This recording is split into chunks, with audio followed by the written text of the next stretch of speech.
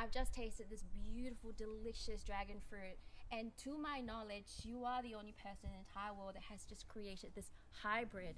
So we would love to know how you created the dragon fruit plant that produced this beautiful fruit. Well, I created Hybridisation by getting the pollen off, essentially becomes the father, by getting the pollen and putting it on the stigma of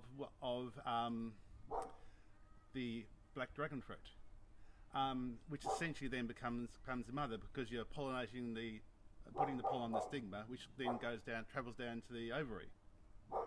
So once I've pollinated the dragon fruit, obviously it sets, it ripens, it grows its seeds, and you see the seeds in there. I then plant those and grow a little baby cactus.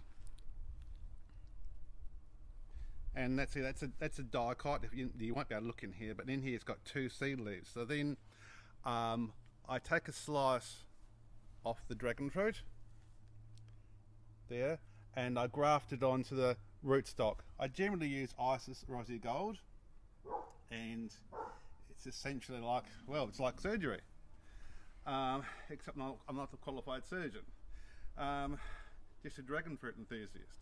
So then once I've grafted that on top, I let it grow, and then obviously since it then has an established root system, it absolutely powers away up the pole.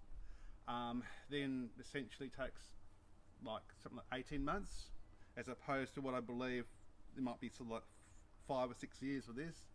18 months, 2 years till it flowers, and obviously it droops over the side, and then you can decide whether actually you want to keep it or not, because you might grow a dozen of these seedlings up to flower and fruit and decide, well, it's no good.